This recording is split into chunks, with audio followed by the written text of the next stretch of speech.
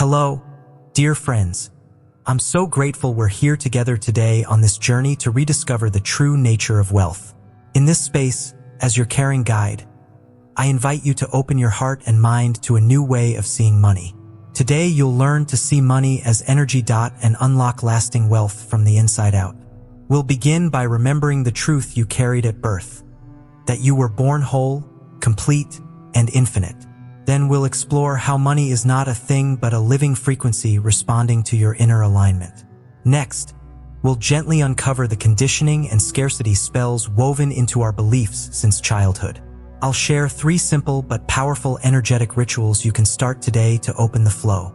You'll hear the story of Minh, who learned to rewrite his inherited money code and experience ease.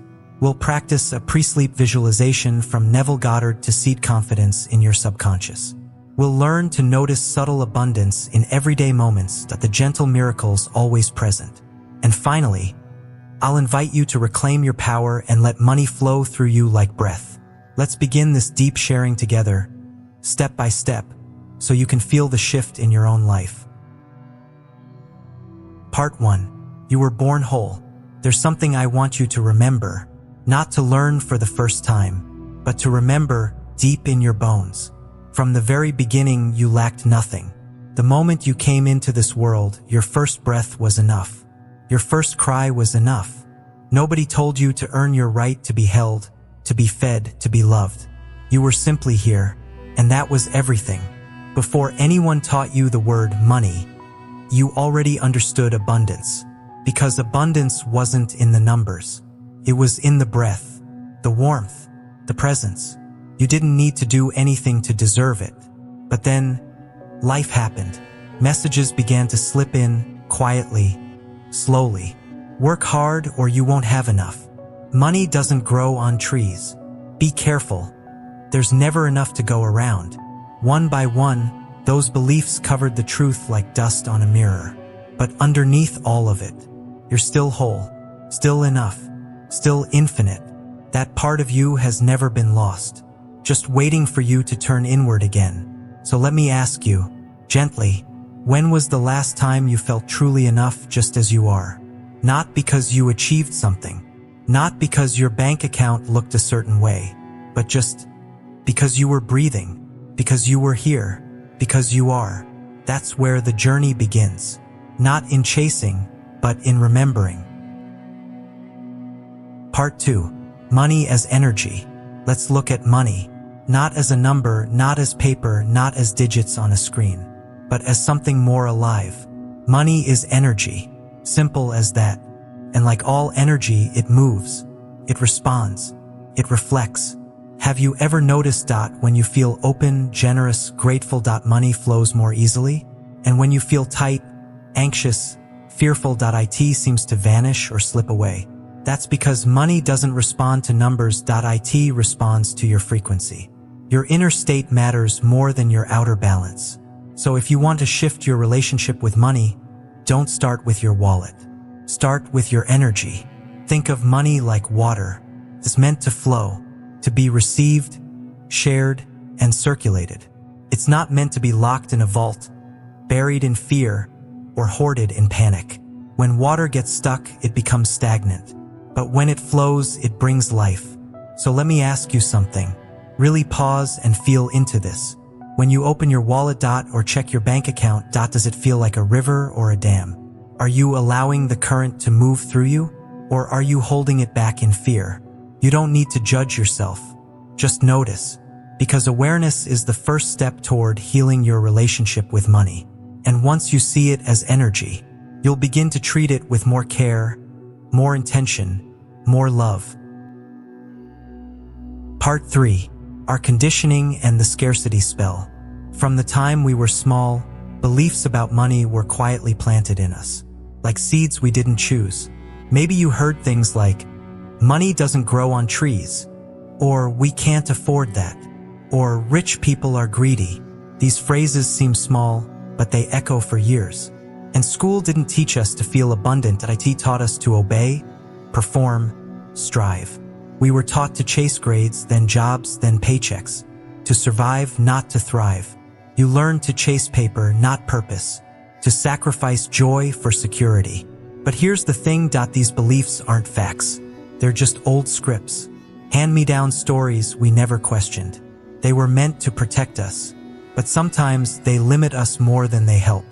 And many of us are still living under that spell, repeating habits that aren't ours, fearing lack even when we have enough. So just gently ask yourself, what old money story is still running in the background? Is it true? Is it kind? Is it helping me grow? We're not here to blame our parents, teachers, or the past. We're here to become conscious, to choose again, because awareness is liberation. And once you see the spell, you're no longer under it. Part 4. 3 energetic rituals. If money is energy, then how we move it, hold it, and honor it matters deeply.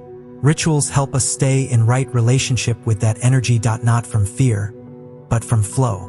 The first ritual is circulation, the practice of giving freely from the heart. Not because we have to, not to impress, just because giving is a signal to the universe. I trust there will always be more. Like Sarah, who once bought a coffee for a stranger behind her in line. Just a small kindness, no agenda. Later that week, she got an unexpected bonus at work, twice the price of the coffee. That's how circulation works. What you give with love returns with grace. So I'll ask you gently, how can you give today without expecting return? The second ritual is receipt, a way to consciously receive and anchor abundance. Try this. The next time you buy something, even something small, keep the receipt. Write on it, money returns to me multiplied. Then tuck it somewhere safe. This isn't superstition. It's declaration. You're telling your subconscious, I am safe to spend. I am open to receive. So what belief do you want to plant with each transaction? What truth are you declaring to your future self? The third ritual is overflow. This is when you give not from need, not from logic, but from fullness. John once overpaid a parking meter by a few quarters. Someone will need it, he said, and walked on. Small gesture, quiet generosity. But in that moment, he was a wellspring, not a reservoir. So here's the invitation. Where can you share your overflow right now? It doesn't need to be money. Could be attention, kindness, or time. The point isn't the amount. It's the energy, the frequency, the trust. You are not here to hoard abundance. You're here to be a channel. When you bless others with what flows through you, the universe blesses you back tenfold. Part 5. Neville Goddard Priestly Practice. One of the most powerful spiritual tools doesn't need candles, rituals, or mantras. Just your mind, just your feeling, just your willingness to imagine something better. Neville Goddard once said, feeling is the secret, not wishing, not hoping, feeling. Because when you feel something as real, the subconscious doesn't question it. It plants it. That's why this practice is done right before sleep. That moment when you're drifting, not quite awake, not yet asleep.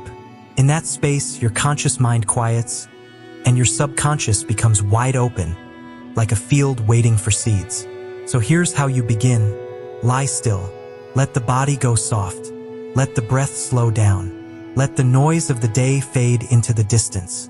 And then, choose one moment from your life, a recent one, where you felt lack. Maybe it was a bill you couldn't pay, or a thing you wanted but said, I can't afford that. Maybe it was that ache of comparison when you saw someone else doing better.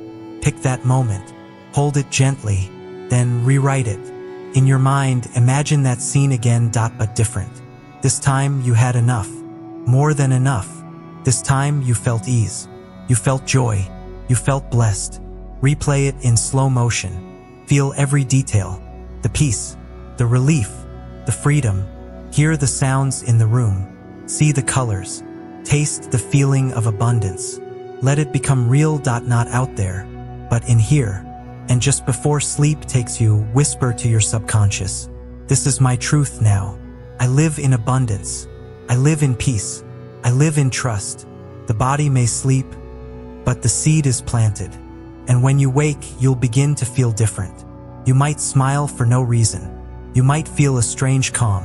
That's your inner world shifting first before anything changes outside. So tonight, instead of worrying, plant something beautiful. Because what you feel tonight, you just might live tomorrow. Part 6. Story of Minh. Minh was the kind of person everyone leaned on. Always helping, always showing up, always the one with the extra blanket, the warm tea, the open arms. He worked hard, really hard. Sometimes 2 jobs, sometimes 3. But no matter how much he gave, life never seemed to give back. Every time a bill showed up, his chest would tighten. Rent, utilities, that unexpected car repair. The panic would rise like a tide he couldn't hold back. He would smile through it, but inside something clenched. Minh thought he was broken, that something inside him was just wired wrong. Until one night he saw a short video. A woman spoke gently about a receipt ritual, about rewriting your money code. Minh had nothing to lose. So the next morning, after paying his electricity bill, he took the receipt. He wrote on the back, "Money returns, always, more than I give." He folded it slowly, like it mattered, and placed it inside an envelope, just a simple one, but tucked it away like a sacred thing. That night, Minh slept differently, lighter, safer, like something had shifted, even just a little. The next week, nothing huge, but his boss handed him an unexpected bonus. His neighbor brought him groceries, just because. A parking ticket got dismissed without explanation. Minh laughed, then cried, then laughed again. It wasn't just the world that changed. Something inside him had finally opened. Minh still works, still helps, still shows up. But now he knows he's not broken. He was just running an old script. A script that said giving meant emptying. A script that said struggle was noble but ease was selfish. But Minh rewrote the story. One receipt, one belief, one breath of trust. So ask yourself, what old script are you still living by? And what's one small ritual you can try to begin rewriting your own? Part 7. Spotting subtle abundance. Most people think abundance has to be big. A lottery win, a 6-figure job, a house with a gate and a fountain. But sometimes, abundance whispers. It doesn't shout, it hums gently beneath your daily life. The question is, can you hear it? Like that one time, a friend texted you, right when you needed it. No explanation. Just, hey, you were on my mind. Or the exact parking spot, right by the entrance. You smiled, didn't you? It's easy to forget that ease is abundance too. Or that breeze, that cool breeze on a hot, still day. You didn't ask for it, but it came. The universe noticing you. There's a kind of wealth that isn't loud. It doesn't always show up in your bank account, but it shows up in moments, in feelings. That one time your favorite song played, just as you needed it. Or the stranger who smiled at you on the street. Or the light turning green just as you whispered, "I'm late." These are not accidents. These are invitations.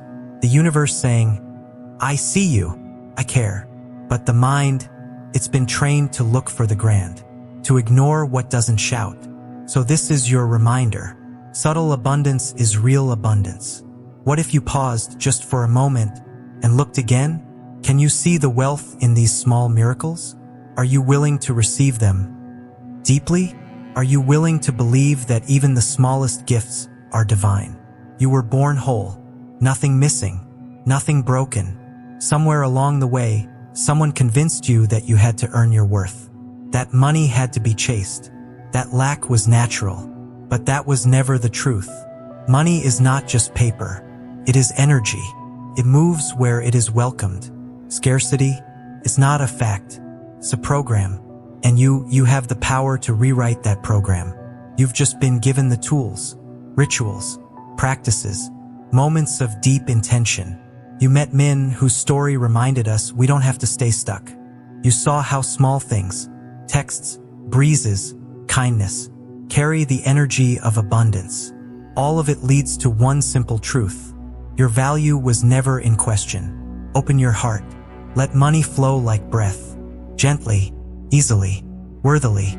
So, Try one of today's rituals, just one, and then share what you felt. The world needs more voices of truth. And if this spoke to you, subscribe for more guides like this, gentle, honest, helping you remember what you've always known. Energy, wealth, mindful living,